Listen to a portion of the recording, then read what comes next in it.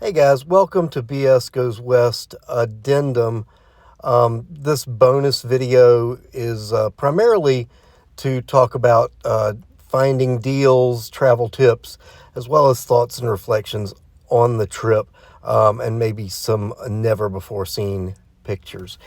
But before we get to that, had a bit of a facepalm moment on the last video where I said I was going to turn the narration over to the video that I shot in Zeta's grill, and somehow that never made it into the video.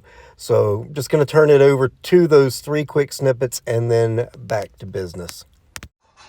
At Zeta's Grill in, I'm not sure if this is Goodyear, I think it's Avalon, which is a suburb right west of Phoenix, pretty much in Phoenix. Middle Eastern Lebanese grill. We've already devoured the oil and spices with the bread. The bread was good, but the spice mix, I don't know what kind of herbs they had in it. It was delicious. I'm having a salad now. Whatever kind of Greek or Middle Eastern dressing. Fabulous. It's so good. Everything is so fresh. Really looking forward to the appetizer, meal. Our last night out west is going to be a good one. Okay, this looks different. This is a Lebanese thyme pizza. They also have the Lebanese meat pizza. Never seen anything quite like it, and we're going to find out how it is in just a minute. For the meal, we've got kafta. I got the mixed grill. It's kafta, chicken, and lamb kebabs. I upgraded to the Greek fries. Maybe tahini sauce. Pretty sure they have to have jalapeno pepper. And of course, like most of these places, you have a grilled tomato and other vegetables. So she got the kafta, but her side, instead of the Greek fries, she got the spicy potatoes. And I mean, it's potatoes, right? So good. The Lebanese thyme pizza. Good, strong mix of herbs. The chewy crust. I feel like I want to dip it in butter or something. I mean, the flavor is just great, but I'm a dipper. I just love to dip. So the Greek fries, good. I wish they were a little crispier. They got a pickled something or another, maybe, I don't know, turnip. Again, of course, the grilled jalapeno and grilled tomato, kafta. Always.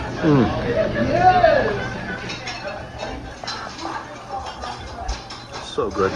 So good. I'm going to try a piece of the chicken.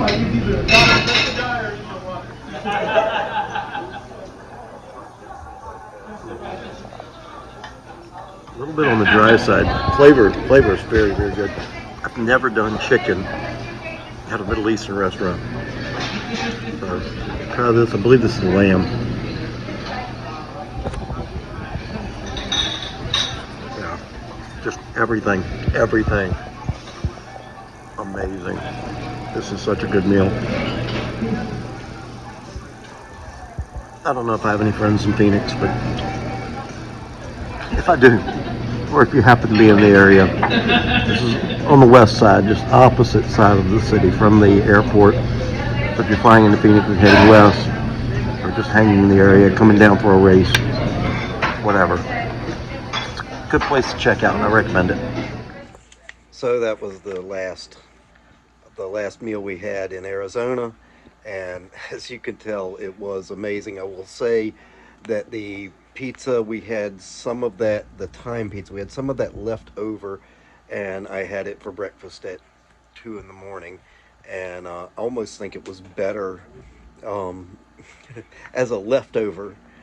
But anyway, it's terrific. I mentioned if you're there for a race, this is fairly close to where the racetrack is. It's on that side of Phoenix.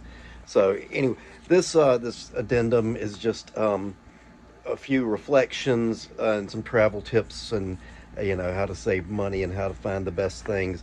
And if you'll excuse me if I'm looking down at my notes, because there's a lot here, and I'm not going to try to ramble on. Mainly going to run through what I did. I mean, you've got your own priorities. If you've got the money and you want to fly direct flight, you want to do whatever. But this is just sort of the way that we did it. So we flew Southwest. You can go on Google Flights, and that's easy, and you'll see some great prices. But you got to watch that because most of those do not include bags. So I mean, if you're taking a quick trip, pack light, you may be okay with that. But even then, some of them are starting to charge for carry-on bags. So make sure you check the terms if you do that. Southwest didn't used to show up there at all. Now it shows up usually without the price. A lot of your other discount airlines are not on Google Flights. So check it if you want. But check the actual sites of the discount airlines. Google the airports where you're going and see what discount airlines fly in there. And also, if you have a choice of more than one airport to go to, which we did, we were going to start in California and end in Arizona to do some of the things we wanted to do while we were visiting family. Check both the rental car rates and the airfare. See how they go together. Some places you can get a better deal on one, and it more than balances out. And also for rental cars, I don't understand it at all, but some places charge an outrageous amount. I've seen markups of $600 or more to rent one way, and some one-way rentals are the same price as round trip rentals on rental cars. So if you're doing something like we did, which I do think was a great way to do it, then check that too.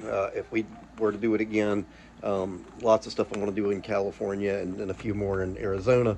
But we also talked about possibly flying into Utah, or more likely New Mexico, coming in from the other direction.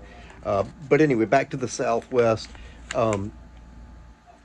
I always like to, as much as I hate emails and I'm always having to delete tons of them, I do sign up for everything. And Southwest sent me an email and said, hey, look, if you book within the next 3 days, then beginning of next year, you can get a free companion pass, as many flights as you want for a 3-month period. That means you can bring somebody with you for just the cost of taxes and fees. It's less than $10 per flight, or since we did the early boarding, it was a total of $60 round trip for her ticket. So I did that for a business trip I was already taking, and then I waited until there was a good sale. And I looked at the different days. We had a few different options. It's cheaper to fly up on a Tuesday or Wednesday. Often that is cheaper. And then flying back, we looked at, Friday, and then we looked at Saturday. And you just have to weigh, how much you're trying to save money, what's a day worth to you. But Southwest does include 2 check bags and 2 carry-ons. So, I almost always fly Southwest. I've heard some good things about Breeze. One of the problems with Breeze is they usually have 1 flight per day, and often they have no flights on the slower days. So if something happens to your flight on Breeze, you don't have a backup plan. I'm not going to get into all the flight tips. You can Google that about flying early and all of that kind of stuff. So that's the thing with flights. The rental car, I used Avis because I always use Avis, and I'm not saying they're better than anybody else. There is one company that they're the biggest one that I've had some bad experiences with, but there are a number of others. Avis has done me well. I've done Budget a couple of times. They're not the best, but they're okay. No bad experiences with Budget. I've done Hertz. I've done National. National tends to do really well, but Avis gets me some good rewards. And also, if you're a regular, if you're putting all your business in one place, they see that I get free upgrades all the time. They treat me really well, because they know me. Um, the other thing with rental cars, I can't speak for um, the other companies because I've only used them rarely. But something I have found with Avis is that their app is consistently more expensive than the regular online going to the website, and that's with me signed in to both. There is a significant difference, so I will pull up the app just to see, roughly what it's going to cost. But I always book through the website, and then I can use the app for to check in, to change my car if I want something different. They give me all sorts of options like that. The technology is just terrific. But we flew into San Jose, um, rented the car in San Jose. That was on Tuesday, and we did all of the stuff in the other videos, and ended up in Yuma, and then finally back to Phoenix. Returned the car in Phoenix. Flew from Phoenix to Nashville, and back home the following Saturday. And I thought it went really well. So hotels. Let me get into hotels just a little bit here.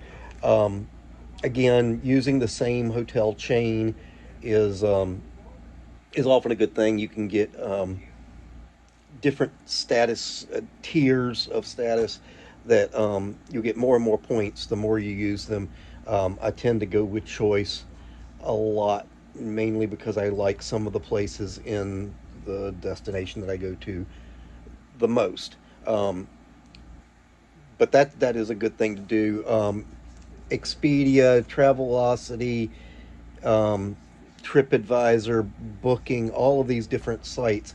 Um, they're nice because you can compare a lot of different places. I've heard some horror stories of them not working well with certain hotels. If there's a problem, getting your money back or getting a resolution can be difficult with some of them. I generally don't use them. I did use Agoda with the place we stayed in Flagstaff because they were running a promotion. I got extra stuff off. I got a great price. I did not like the fact that the hotel then has a amenities charge that if it was there in something I checked the box on, I don't remember seeing it. Um, I would have still paid it if I had known. Um, but I feel like just, again, the truth and like, what am I going to pay? Show it to me. Um, so I did use that, but generally, the place Fern River was just a place I Googled. I do think, stepping out of the big chains is nice, doing something unique and different.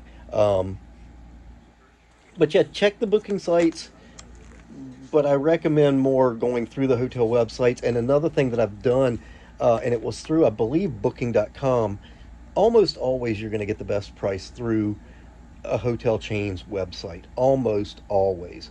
Um, I did find that not to be the case. It was with an IHG hotel, that's your Holiday Inn, um, Hilton Garden. I believe Candlewood might be part of that. Um, and Crown Plaza is another one. Anyway, it was a Crown Plaza. It was the one in Asheville, I think.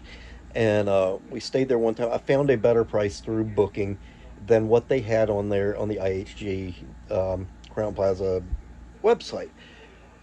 They have a price match guarantee. So I sent them the price from Booking, but I still booked through IHG, submitting the form for, hey, you guys got to match this price. And they not only matched the price, but then they gave me like 1.5 times the points. So I got bonus points for finding a better price elsewhere. So look it up in these places, but almost always better to book direct with whoever you're booking with, unless it's just such a great deal and there's no price match. Like I said with the Agoda thing, I did that you can't pass it up. So in terms of picking a hotel, in terms of knowing if you're getting something good or not, I love that we have Google reviews. I do use Google and TripAdvisor more than anything else, but there are all sorts of sites for that. Um, I would say a couple of tips in doing that. Um, don't don't bother with the reviews on the hotel websites because I don't know if they manipulate that or what. It almost never matches, and there's a huge correction factor there. Um, but I would say number one, ignore one bad review. If there, I mean, assuming there's a large number, there's always somebody unhappy. And you can ignore one or two glowing reviews because that's the guy's brother-in-law doing it. Um, so yeah, throw out the outliers. Read what they gave a low review on. Um, I've seen some hotels where all the bad reviews were, "Hey, I did this on Expedia and I had a problem. They didn't have my reservation, whatever." If you're not booking through Expedia, that doesn't apply to you. Um, Sometimes people complain about things that you don't care about. Some people will complain about the breakfast, and I don't eat the breakfast.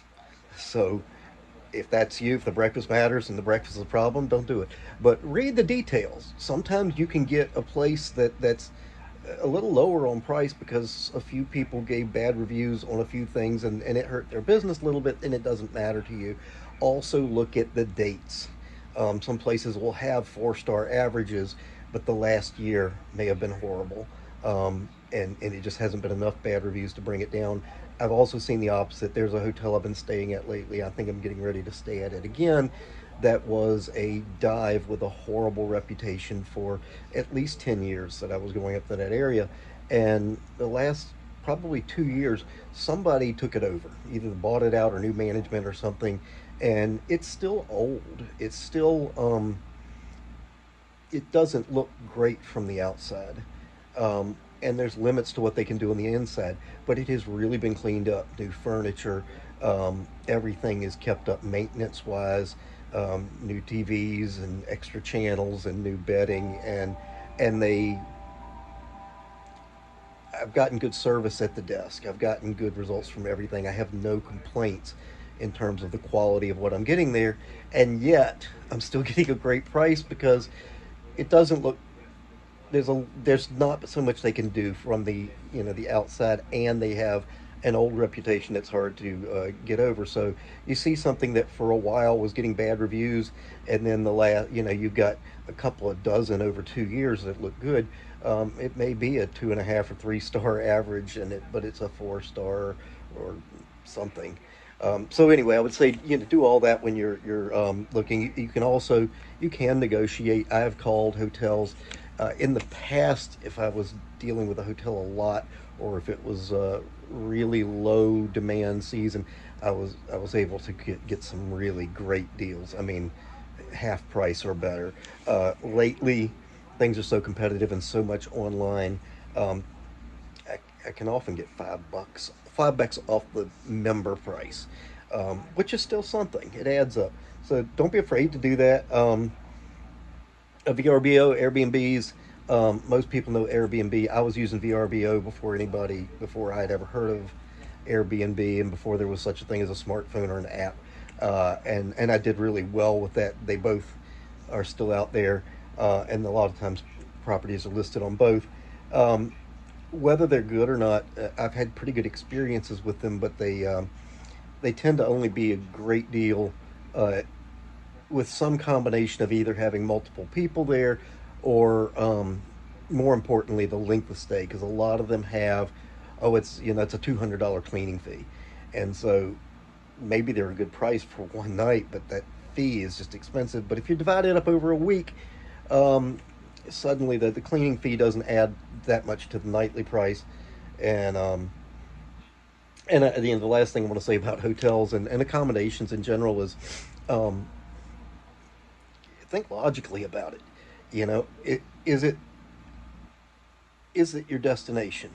Are you staying at a cabin in the woods where you're going to hang out there a lot? Are you staying at a cottage on the beach where the beach is your destination? And if so, uh, maybe the accommodations matter and are worth a few more dollars. If you're stopping along the road for the night, Or if you've got plans to be out at some attraction, some destination, or exploring a city or whatever throughout the day, and it's just a place to sleep, you you know, I wouldn't worry about all of the extras. Maybe go a little cheaper. Um, Again, not telling you what to do, but I think a lot of us just, it's like a sunroof on a car. For many years, I just thought that was a big deal. And when I'd rent a car, I'd use it. And then I got a sunroof and I enjoyed it for a couple of months. And then I kind of forgot I even had it. And I've come to realize that, we do things, we put value on things that don't necessarily have value. So just think about those things. Um, I'm not. Not going to get too deep. I've been rambling for 16 minutes. Next step is restaurants. Um, Groupon is great. It's not as great as it used to be. Um, and keep in mind that Groupon usually are restaurants that are struggling to get business. Sometimes it's a new restaurant, and it's something really good, and they're just trying to get out there, get people to see them, taste them, whatever. Often, if it's a restaurant that's been around a while, but my advice is, if you see a good deal, check out Yelp, check out Google, check out TripAdvisor, see if they're any good. You can also use Groupon for activities, and quite often that's a better deal. But even then, if you see something on there, and I hate to undermine Groupon's business, but I know there are escape rooms where, because if they go on Groupon, Groupon's charging half price, and then they're taking half of what they're charging. So these guys are getting a quarter of their price. If you call them and say, "Hey, I saw you on Groupon. Do you have any direct deals?" Sometimes you can get a little better than half price, and they're making more money too. Um, Restaurant.com is another thing that I use. It is very low tech. Excuse the extremely loud television in the other room. Um, and it's complicated because you do restaurant.com and you get a $20 gift card for $8, but then the gift card can only be for half the price. So it's really $12 off of 40. It's still a good deal, but it can be a little complicated, and it is very low tech. Google now has some cashback deals, some discount deals. There are some local sites. One of them is called Local, but you can Google, if you're going to an area, Google um, just certain restaurants and discount, local restaurants and discount. You'll find that there are local apps that do that. Choice Hotels has Eat and Earn, where you only get points, but if you register your card with them and go to these restaurants, you get some points. If you then leave a review on their site, you get extra points. And it's easy enough that even though it's not a lot of points, it can add up to something. Um, I'm going to talk under gas about Upgrade also, and Upgrade can give you some cash back on restaurants, and sometimes it's a really good deal. Unfortunately, they have been capping that, and I will try to post my Upgrade ID. I'll put it in this video at the end, just write it down, but I'm also going to try to put it in the comments. If you go to, I'm sorry, I'm saying Upgrade, that's one of my credit cards, Upside. It used to be called Get Upside, now it's Upside. But if you go to look for the Upside Gas app, and if you use my referral, which is CHARLIE 479266, and I will write that down and take a picture for the end. Um, I get extra, you get extra. Not pushing anybody to do that, but while we're on it, gas is my next thing, and Upside, it's cash back or gift card back, and I have used it. I've got a video camera that I've used, and I have not. I don't have a computer to upload the videos from, but $130 worth of Amazon I've gotten just from gas stuff. I will say, if you get it, um, then don't just look for the biggest cash back. I've seen where one gas station had 15-cent cash back, everybody else had 2 or 5, but they were 25 cents higher than everybody else. Not a good deal. Um, Also, if you're buying your own gas, it's not a business thing. Sometimes there are other deals out there that are better. There are, you get rewards. You get so many cent off if you sign up for the rewards. So, just something to weigh, something to look into. I know the grocery stores do it. BJ's and Kroger does it. So sometimes you get a better deal. And also, you cannot combine Upside and 7-Eleven rewards or whatever. If Upside's the better deal, which it usually is, they will subtract out the cents off you got and you burn reward points at the same time. Where you can double up is credit card rewards. Um, I've got a couple of different cards I use for different things. My American Express is 3% back on gas, and I can get 10 cent a gallon back plus 3% back, which at $3 is another 9. So I'm getting like, it's really like 6% or more sometimes back on my gas, depending on the price. Um, and so credit cards, if you can get rewards, any way you can get rewards, get them. Um, with your rental car, a lot of times you can get rental car rewards, and then I can get my Amazon cash back from the rental car, and I get partner points through Southwest or Choice Hotels, whichever one I'm signed up for. I've forgotten now, but there are ways to get more than one thing there, and the credit cards just look for one that has the rewards that suit you best. Um, and everybody is scared of annual fees. Don't get one with an annual fee. But I'm telling you, some of the ones, if you do the math, um, my Amex has an annual fee, but the extra I get back on grocery cash back, the extra bonus I get every year is more than 3 times, just on the minimum groceries I'll ever buy, is more than 3 times the annual fee. So it's just not even close in that case. Do not get sucked in by a one time bonus. Yes, I got a one time bonus for spending a certain amount of money in the first 6 months. Don't pay long term, and you don't want to get a card and then drop it. I'm not getting into what credit scores, how they work, but don't be opening cards and then closing cards and applying for a bunch of different cards. All of that stuff is bad. So getting into just my reflections on things. I love the word serendipity. It's fun to say, and it's a concept that's a little bit of luck, a little bit of um, just karma or blessing. It's a great word, uh, but that's part of what I think I got the most out of the bucket list stuff. I'm glad I went to Alcatraz. I'm glad I got to see some. I'm glad I got to see the Golden Gate Bridge. I would have been more glad to drive across it because I'm just a geek about bridges. Um, Seeing the Pacific Ocean, it was a huge deal. Touching the Pacific Ocean, and I'm such a I read books, I look at maps, and so certain things are just larger than life to me, or mysterious, or just like I've been 50 years and read tales of going down the Colorado River, or what, and seeing these things touching the Colorado River. There's a theme here with water, right? Um, California was one of these places. Arizona was a place.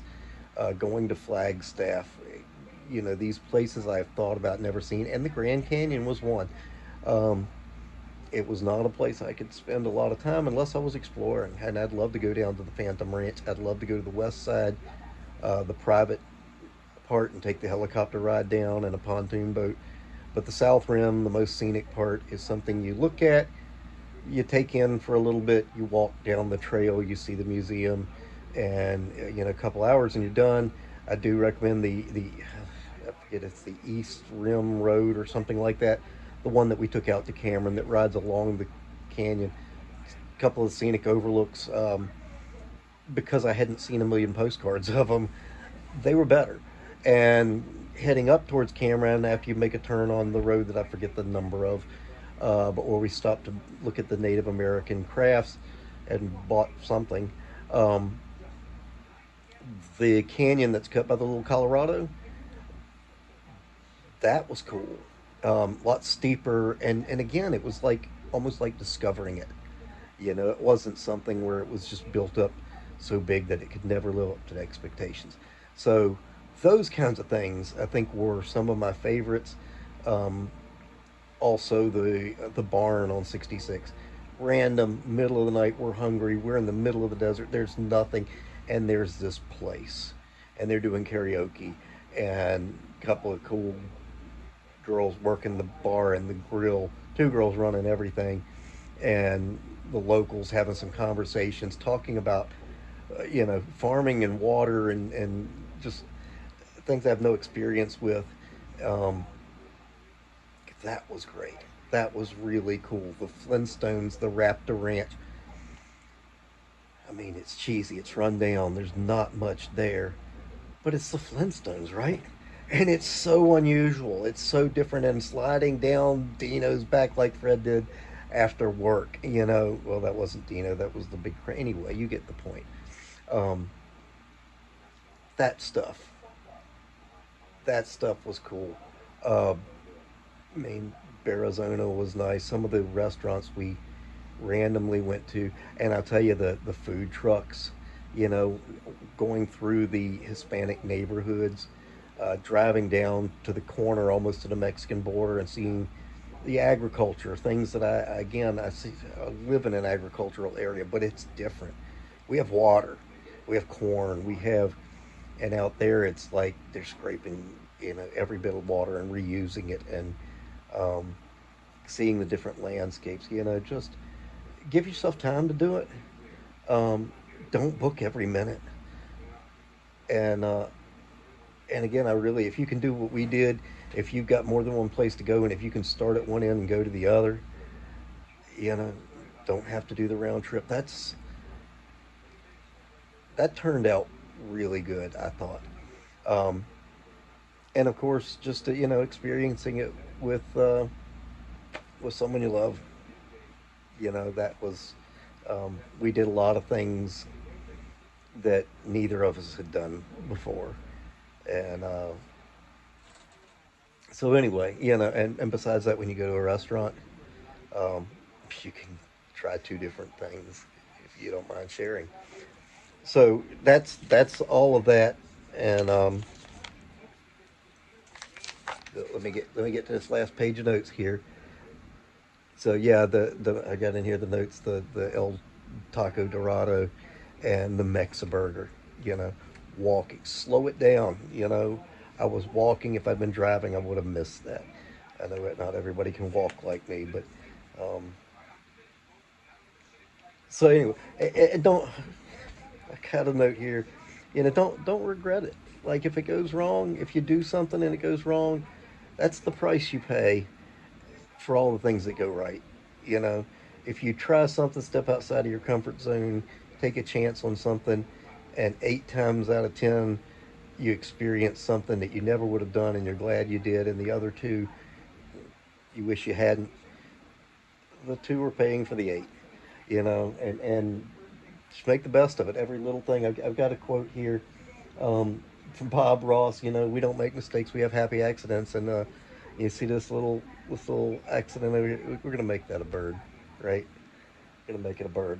Um, last, last, and I promise, last thing. Um, more serious issues. Two things came up multiple times: current events or major that kind of linked with the news. One was water, and I know I've brought that up before. Um, it's a big deal, and it's something that's being ignored, or not ignored, but just talked about. It's like Social Security. We're going to talk about it. We're not going to do anything in like 1983. We're going to wait until it's broke. It was broke in 83, and then we got to do something. The difference is Social Security is not as messed up as most people think. It can be fixed. It can be fixed better and easier if we do it earlier. But we'll wait to the last minute. We'll get it. Water, water's going to be tough. It's already getting tough. You've got restrictions, and now it's getting to the point the water is low enough that we're losing hydroelectric power, and you've got people who have established their way of life, and they don't have a quick way to transition out of that to do something different. And This is our food. This is our economy, and you've got big corporations that are taking tons of it. Just talking to this guy who was a farmer and talking about how they've got a big aquifer they're not allowed to tap or limited in what they can tap, and at the same time, while they're getting hurt, you've got big corporations that are bottling water and sending it out, and you've got big investors that are setting up new farms for crops that will be sent elsewhere and not benefiting the local economy. All of these things, it's a big deal, and I'm not saying we can change the world, and I'm not expecting you guys to, but I think it's worth being aware of, because if you get a chance to weigh in, if you get a chance to vote on something, or I don't know, it was something that kept coming up, and it was a big deal to me. The other thing, this was a little harder as a Native American situation, just that, I mean, nobody thinks we did, say we, nobody thinks the European settlers did the right thing with the Native Americans. And you can't undo it. And I'm not going to get into what should be done on that. But it's one thing when you talk about the past, it's another when it's the present, or at least the recent past. The Alcatraz thing. Not going to tell you the whole story, but they were they closed the prison. They were going to sell it to a developer, but there's part of a treaty that says if federal land is going to be sold off, instead it has to go to the Native Americans. And there's some terms in there. I don't even know the whole thing, but it should have, by law, by treaty, it should have gone to the Native Americans. And we're talking in the 1970s here. This is not put them on the reservation in Oklahoma in the 1800s and then screw them over. This is in my lifetime, or right before I was born, maybe, that's still happening. And I don't know. I just, and it came up in the news again, combining the two. You know, dealing with water rights for Native Americans, and they do get some benefits there. And I'm not arguing that the case was decided wrong. They were actually arguing that the federal government should pay for some infrastructure to bring them water. And again, I'm not weighing in on that. I don't I'm not trying to make you take sides, but these things are still going on. Um, you see it everywhere. You see the way that their economy, in the same way that supposedly protected their land by making it so that no one can take it and it can't be sold off, it's also restricted it, investment there, and isolated them. And I don't have an answer. I do not have an answer here. I've been to Cherokee, North Carolina, and I've been to several places out west. I don't have answers for any of this. Um, I think it's good to be aware that things are still going on. Um, Crime is happening with these people, and they don't have all the resources that we have. And um, I think it's important to know what's going on around us. So I hate to leave on such a bad, a low note, um, because I met some cool Native American people and got to see some piece of their culture. Got some stories, some really good stories about recovering sheep from down in the canyon, um, and about Native American dance from a guy who does it and has been invited to travel to a different tribe to do it. So, good stuff too. Good stuff too. Visited the ruins and learned more of the history. And so I don't want to go all negative on that, but, enjoying being enriched by that stuff, but also being aware that there's some issues and that we should at least care. I don't have an answer. At least care, and then maybe if one of us, the opportunity comes up to make some difference, we should do it, and we'll be prepared. Anyway, that's about it. I'm going to try to add on that one, upside, not upgrade, upside for gas and food, and they do groceries too, but it's very few places. I'm gonna try to add that on. Um, and that's going to wrap up the whole thing. I want you guys to look forward to. I've got so much video and pictures that's going to take me forever to put together for Best Burger in Connecticut. I've got lots of other little things, possibly one on Mantio, and some local eats, some stuff for our town eats and attractions, and lots of stuff to do. Very little time to do it. I'm not making any promises the way I used to with my blog, right? Right? Okay. Eat well and be well. Thanks, guys.